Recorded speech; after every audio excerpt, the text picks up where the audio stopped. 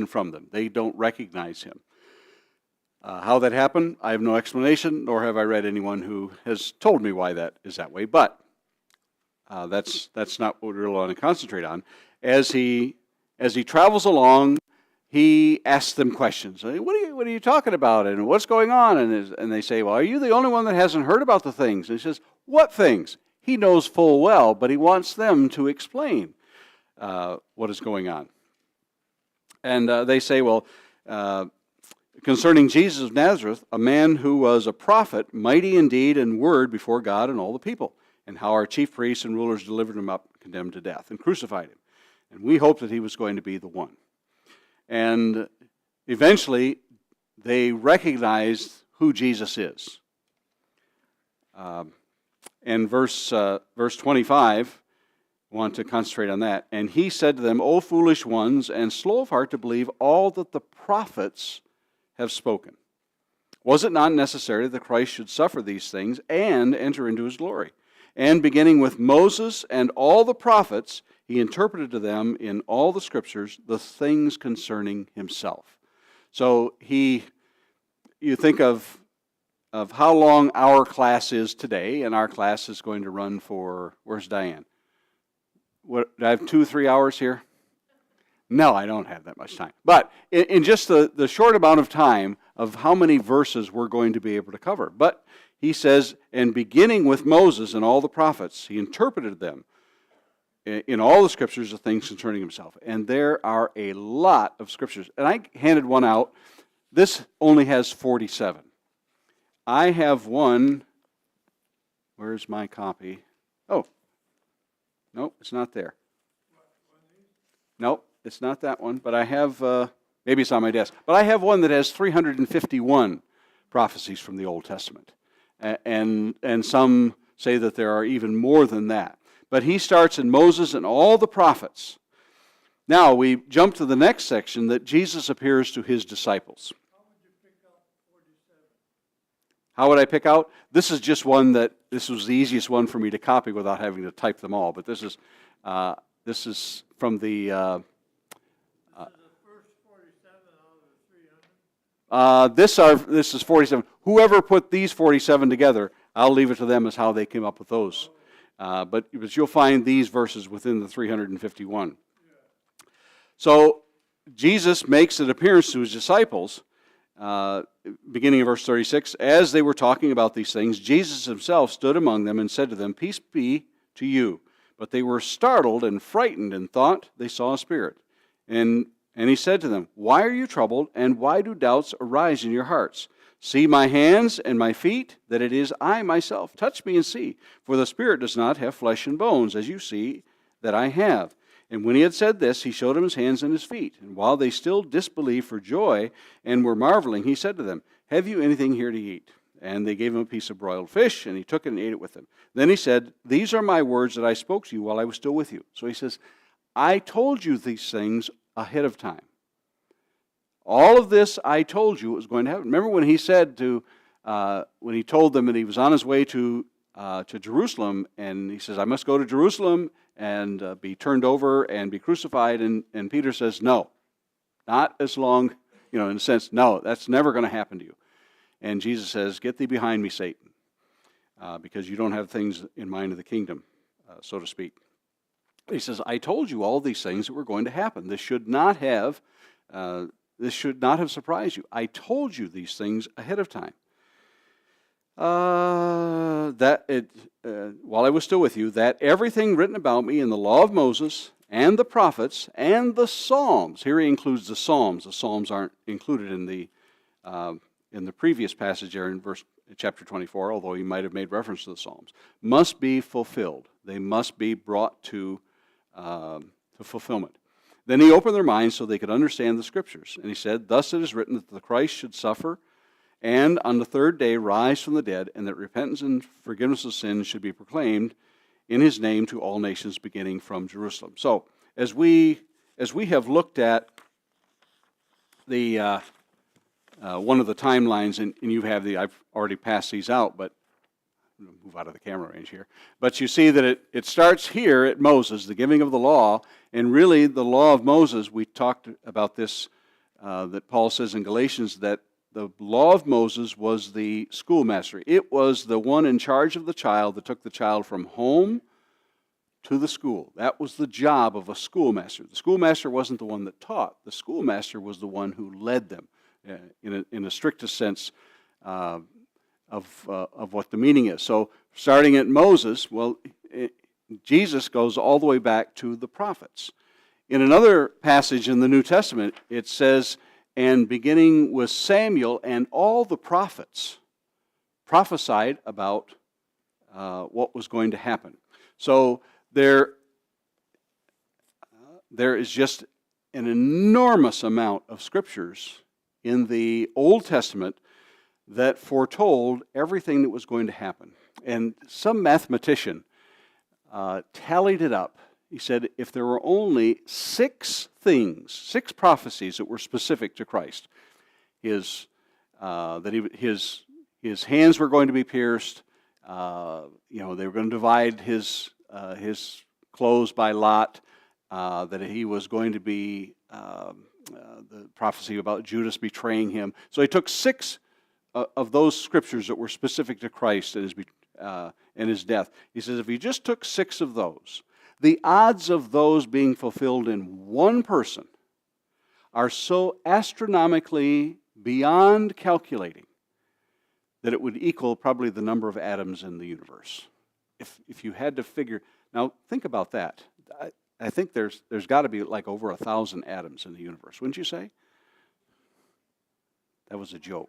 That was a veiled attempt at humor. There are 7 trillion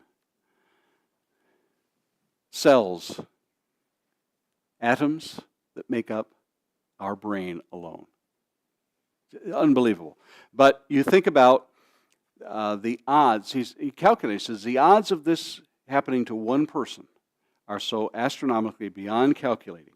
He says, and now we have, just here are the 47. So if we start in the very first number 1 of the 47, and it said that the Messiah would be born of a woman. Well, that narrows it down to, let's see, everybody that's ever been born. But so we think, well, that's not a hard one, except for when you consider that the Messiah was going to be a human being in that sense. So that divides it from the natural and the supernatural. When I talk about supernatural, I'm not talking about ghosts. I'm just talking about those things that are beyond the realm of what we have in our universe. And that the Messiah would be born in Bethlehem. And we find that in Micah chapter 5 and verse 2. But we find the fulfillment. So here in the center column, we have the Old Testament scriptures, but we have where they are fulfilled in the New Testament. And remember when Herod was going to kill all of he wasn't going to kill just yet, but he wanted to know when he had heard from the Magi who had come from the east, and it troubled him. So he went to the source to find out, where is the Messiah, where's the king going to be born? And they all knew. Says, well, we know that the king, the Messiah to come, is going to be born in Bethlehem. And you wonder, how did this escape this from the time that Jesus was born until he became 30? How did this escape that they knew that he was born in Bethlehem, and all of these shepherds had made it known to them? How did this escape? How did people, so we think, they didn't care. So we think, well, why is it we keep coming together week after week? Because we care, and because we are prone to forget. If you stop doing something for a while, have anybody else found this? If you stop doing something for a while, it's so hard to get back into that habit. You've done this for years, and all of a sudden you say, "No, I'm not gonna do that anymore. I'm gonna skip a day. I'm gonna skip a little while." It's hard to get back. Well, Habits are powerful, positive or negative. yes, they are. Absolutely. Habits are powerful, both positive and negative. So we see that he was born in Bethlehem and that he would be born of a virgin. And we find that in Isaiah chapter 7 and verse 14. And we find the fulfillment in Matthew chapter 1. So as we come down through, the Messiah would come through the line of Abraham. And Boy, I would just love to go on and on about genealogies, wouldn't you? But one of the things that you realize is important in 4, 5, and 6, it says that it's going to come from Abraham to Isaac to Jacob. Now, in our world today, why would it be important to make the connection between Abraham and Isaac? They're the father and son, but why Isaac? Let me give you a hint. 1.2 billion people in this world do not believe that the lineage went from Abraham to Isaac. Who do they think it went through? Ishmael. So Islam believes that the lineage did not go from Abraham to Isaac. It went from Abraham to Ishmael.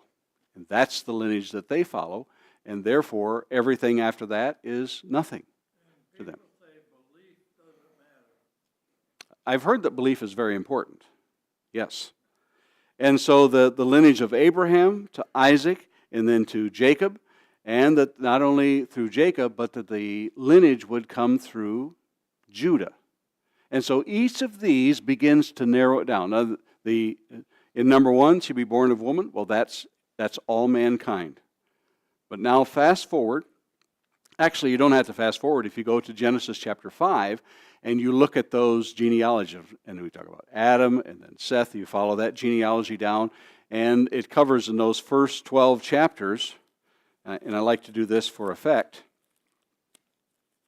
that here we have the first 2,000 years of history since creation. Right there. And then the rest of it is the next 2,000 years. But in chapter 5 of Genesis, you have that genealogy, and then at the end of chapter 5, you have Terah, who was the father of Abraham, and that's the beginning when he was told, you must leave Ur of the Chaldees, and they go up to Haran, and from Haran they come down into the Promised Land. So each of these is narrowing down that scope of where the Messiah is going to come from. So as the genealogies come through this, and I really am not going to bore you that much with the genealogies, but it brings it down then in number 7 that it's not only going to be through Jacob and his sons, but it's specific now that it's going to come through Judah. And in Genesis chapter 49, it said the scepter will not depart. We looked at that last week when we talked about there were three aspects of Christ's divinity, which was he was the prophet, because they kept saying, are you the prophet to come? Not one of the prophets, because when they ask, we know that John the Baptist was a prophet, but he was not the prophet, because that's what they were asking him. They weren't asking if he was a prophet. They were asking him, are you the prophet? And when they talk about the prophet, they knew that Deuteronomy 18 said that I'm going to raise up a prophet after me, and him you shall listen to. So they were always looking for the prophet. So he's not only prophet, but the writer of the book of Hebrews says that he was the high priest.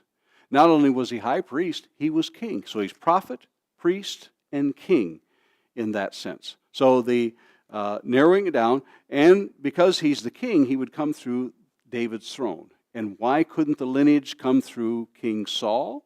Because King Saul was from the tribe of Benjamin. And so that sometimes escapes us, but when we look at when Saul of Tarsus becomes known as Paul, and he writes that I was a Hebrew of Hebrews, but what tribe was Paul from? He was from the tribe of Benjamin. And so the kingship was not going to come through Benjamin, it was going to come through Judah. So it couldn't come through Saul. So David was made the promise that of all of his seed that would come after him, they would always be one of his that would be on the throne. And so that was the prophecy, and it had to come through King David. And that's why it is so important that you don't have to memorize the genealogies in Luke or in Matthew, but they had to prove that he was not only king, but that he was also Messiah proving in those genealogies. And his Messiah's throne would be anointed and eternal, Psalms 45. The Messiah would be called Emmanuel, again from Isaiah chapter 7 and verse 14. And the Messiah would spend a season in Egypt. Out of Egypt I have called my son. And so we look at all of these prophecies and the odds of, when you consider the odds of all of these coming together, and if you were to sit down with a Jewish, and I'll call them our friends, we'd sit down with one of our friends who are Jewish and say, can I show you from the Old Testament these prophecies and show you where they are fulfilled in Christ? And naturally, everyone who sees this is going to realize, yes, he is the Messiah, and I'm going to become, may call them a Messianic Jew, or they may call themselves Christians. Either way. Is that a guarantee? Is it a guarantee that if you showed them all of these prophecies, that they'll say, you're right, he is the Messiah? No. I studied with a Jewish guy, and he felt like his Jewish background brought him to Jesus. Yeah, absolutely. Absolutely. Which is the way it should be. And I read of people who write, and they still call themselves Jewish, but they're Messianic Jews. They believe that Christ is the Messiah, and therefore he is the chosen one, and follow Christ through that. But they still hold on to calling themselves, much in the same way that Paul did. They hold on to their Jewish tradition, though, don't they? Yes, in much the same way that Paul did. Remember, one of the more troubling passages for people sometimes is when Paul finishes his last missionary journey in Acts chapter 20, 21, when he comes back to Jerusalem. And he comes to Jerusalem, and he wants to, he apparently has collected alms from people to give to the Jewish people there, to the church in Jerusalem. And they said, you know what, Paul, everywhere you have been, they say that you're teaching against the law. And so in order to do this, we want you to take these men and want you to pay their vow, take them into the temple. Well, Paul, in reality, Paul did continue to practice a lot of things that were taught under the law, but they were not his justification. Paul continued to go to the synagogues on the Sabbath, but he knew that the Sabbath was not the day. He knew that it was the first day. But that, in reality, it ended in AD 70, because in the destruction of the temple in Jerusalem, all of the records, all of the genealogy was gone. Everything about the temple was destroyed. Everything was taken. And in fact, I walked through the Arch of Titus in Rome. And I did not realize it at the time, because I wasn't made aware of this when I walked through there. But on that Arch of Titus in Rome, there is a relief that shows the army of Titus marching back, and what they were bringing was the menorah from the temple in Jerusalem when they had destroyed it. They took all of the artifacts out of there before they destroyed it. And there's a picture of them hauling the menorah. And you can tell that it is, because what's the menorah look like? Looks the same then as it does today. It's that seven-pronged lamp that they're bringing. So that was the evidence that they had destroyed it. So everything about the temple, and therefore all of the worship, was done away with. That really was the defining moment. There was sort of and some people will say it, and that it was that grace period of about 40 years. But Jesus had foretold that this was going to happen. It was a prophecy that Jerusalem, and remember, as the last day that Jesus was a free man, as he came out of Jerusalem, and the disciples look back and says, "See this beautiful place." He says, "I tell you what, not one stone will be left on top of another." And the only thing that was left was the foundation and below ground, but not one stone left above ground. And That's why the Jews were scattered. Because normally they're supposed to come back to the temple once a year, or maybe more often, but they couldn't do that anymore. They were scattered, and they formed these synagogues, which was it's a completely different arrangement that they've created. yes. The synagogues in each of those four kingdoms that we're going to stray just a little bit from the lesson, but it's all going to come back. Trust me. You mentioned that the fact that they started the synagogues when the temple was destroyed. in 586, they destroyed and completely burned the temple. And this was in the days of Jeremiah. Daniel was just a young boy then, and he was transported before the temple was destroyed. But Daniel would have known what the temple looked like before he was transported. He was one of the early. There were 3 exiles that went out. One was 606, 596, and 586. Yeah, they were about 10 years apart. And one of the things that happened is that everywhere that they were scattered, the only way that they could worship was in the synagogue.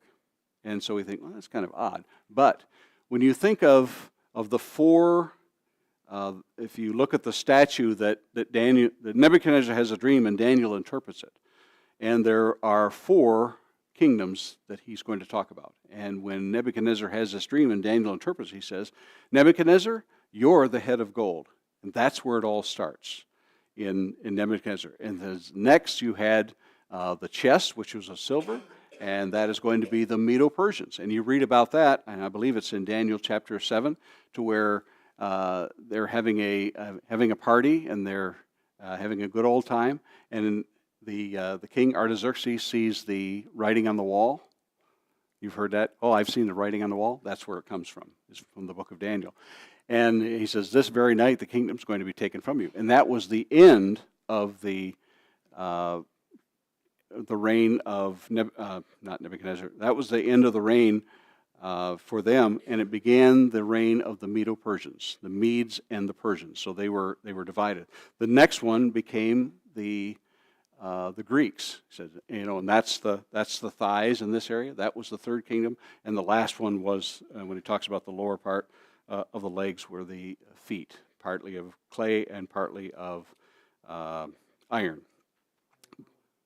That was Rome, exactly.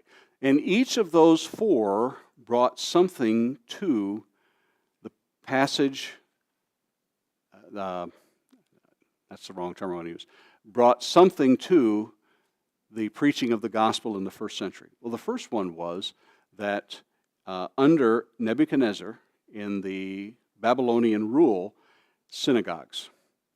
Where did the disciples go to preach as they went about? Where did Paul go? He went to the synagogues. So everywhere that he went, whether it was where the Jews were going to be. So and Jesus taught in the synagogues there in Judea and not Samaria, but in Galilee. So the first thing was the synagogue system. Okay, remember, they're laying the groundwork in ways that they couldn't have imagined. So as the gospel is being preached in what we call Turkey today, which is Galatia, no, we want to get up in there. But all of that part of what they called Asia, Southeast Asia, we call it Southeast Asia. We consider that to be Vietnam. But then it was probably Western Asia. But that was Asia. And when they came over to areas in what we call Europe, which would be like Greece, they still had synagogues. So the synagogues were being started. The next one was the Medo-Persians. And the Medo-Persians, by and large, began to rule by law. As anybody remember what King Arthur's big proclamation was? Right, not might, and might by right. It says you don't rule by power, you rule by righteousness and justice. So the rules that would govern a land, and so these rules began to be put in place. Now the next thing that happens is the Greeks come in. And what are the Greeks known for? Well, known for knowledge, but what was the language that the Bible was written in? It was written in Koine Greek. So the Greeks developed the language by which now the Roman Empire, and you say, well, it's not known as Roman language, it's known as Greek language. Okay? Now you have an entire empire from the west, all the way from Spain and possibly England, all the way over into parts that would be probably Babylon, would speak Greek. Now you have one language that you can speak. Rather than, are we going to have to speak what the Gauls speak? Are we going to have to speak Latin like in northern Italy? We have to learn all. No, You have one language to speak. So all of these things, plus you have the Romans develop the road system. And you know some of those roads are still used today? I'm not going to say we should send some of our road builders over there. But I've heard other people say that. But I'm not going to say that. You did not hear that from me. But some of those roads that were built out of stone are still. But remember, they don't have the winters like we have today. Yeah, they don't have the freeze thaw. They don't have semis driving over them, but they still, they still walk over them. But so we have those aspects that God had put into place so that the gospel, they'd be prepared for when the gospel went around. And when Paul gets to the end of his trek, as he's coming up to the northern part of northwestern Turkey, and he's going to turn back and go to the east. And what happens? The Holy Spirit says, no, you're not going to go there. And the Spirit of Jesus says, no, you're not going to go there. Because what's he wants him to do? He wants him to continue on that Roman road that continues up into by Philippi and around that way. So all of these things that are in work behind the scenes of what God was doing to prepare for this Messiah to come, and not only for the Messiah to come, but for the message that they were going to take. Because it wouldn't be enough just to have the Messiah come. That's a great thing. But the message now that the Messiah has to take to the world. And there's a point where Paul says in his writings, the whole world knows about it. Now when they say the whole world, well, no, North America didn't know it. Remember, when they talk in terms of world, they're talking about the Roman Empire. And that was the known world to them. It had gone everywhere in there. And Paul had in his mind, he writes to the Romans, he says, I really want to go to Spain. But he said, I'd like to come to Rome, and then I'm going to go on to Spain. We don't have evidence in reality that Paul did go to Spain, but some think that he actually did go after he was released the first time from prison until before his second. Messiah means chosen, the chosen one. He's the one that, and when sometimes we say the Messiah, when we come to the language, it's simply Messiah. He's not the Messiah, he's Messiah. And as they say that. So as we come down, now I'm going to bring it back here. I love talking about history. Go figure. The Messiah's throne will be anointed and eternal. The Messiah would be called Emmanuel. The Messiah would spend a season in Egypt. A massacre of children would happen at Messiah's birthplace. Jeremiah 31:15, fulfilled in Matthew 2. A messenger would prepare the way for Messiah. And Isaiah chapter 40 and verse 3 through 5. A Messiah would be preceded by the forerunner, Malachi 3:1. Those two passages there are really talking about John the Baptist. So all of these things, the Messiah would be a prophet. We looked at that from Deuteronomy 18:15. The Messiah would be preceded by Elijah. He would come in the form of Elijah. The Messiah would be declared to be the Son of God. All of these the Messiah would bring light to Galilee. The Messiah would be called a Nazarene. Did we go over why he was called a Nazarene? He wasn't a Nazarite, he was a Nazarene, and the root word of Nazareth is Natsar, and Natsar means branch. And if you go back to the book of Isaiah, it talks about that he would be the branch in there. So that's why he was known as a Nazarene, not a Nazarite. And a Nazarite is someone who takes a specific vow, and you could be a man or a woman to take it. And a Nazarite wasn't a permanent. It wasn't, once I become a Nazarite, I'm a Nazarite for life. A Nazarite was a vow for a certain time. Now, you could be born, as in the case of Samuel, as in the case of Elijah, and they were apparently, and John the Baptist, they were Nazarites from birth, and they would continue that way. Samson also was a Nazarite. They had from birth. But a Nazarite vow, you could take at any point in your life. And you would take it if you wanted to do it for 30 days. A lot of people think that's what the vow was that Paul took. At the end of the vow, they cut their hair. Yeah, but for that time, just if I decided today that I want to take a Nazarite vow, I would say I've declared myself. I'm going to pay that. What is that? That's okay. That's okay. Is you would take the Nazarite vow, and at that point you would not take any kind of fermented drink from grapes, grape leaves, raisins, raisin bran, grape jelly, the whole thing. You wouldn't take that, but it would be a time of dedication in your life. And if you took it for 30 days, at the end of those 30 days, as long as you didn't touch something that was dead, that's the part about reading the book of Leviticus that I say that's a real page turner there, because you read all about the Nazarite vow. And it makes sense, because as you come into this, and that's why when you come to the book of Acts and Paul says that he had cut his hair because of a vow he had taken, well, chances are you go back to the Old Testament and talk about the Nazarite vow. That's the vow. Nothing to do with coming from Nazareth. No. A Nazarite is a type of vow, but a Nazarene comes from Nazareth. And Natzar means branch, N-A-T-Z-A-R. So in that sense it would be, because the names of those towns by and large in Judea, Samaria, and Galilee, most of them were Hebrew names. Not all of them, because remember the Greeks had taken over. Caesarea Philippi was not a Hebrew name of a town. It was named after Philip Caesar. Named after Caesar, but Philip, I think, of Macedon. Let's see. He would be Nazarene, would bring light to Galilee. Messiah would speak in parables. The Messiah would be sent to heal the brokenhearted. He would be a priest after the order of Melchizedek. So all of these 47, as you go down through them, you say, yep, okay. Now imagine finding one person in the world that could fulfill that there. And there are, in Jewish feasts today, if you have the feast, whatever they're going to celebrate, they will leave one chair empty at the table. Does anybody know what that chair is left for?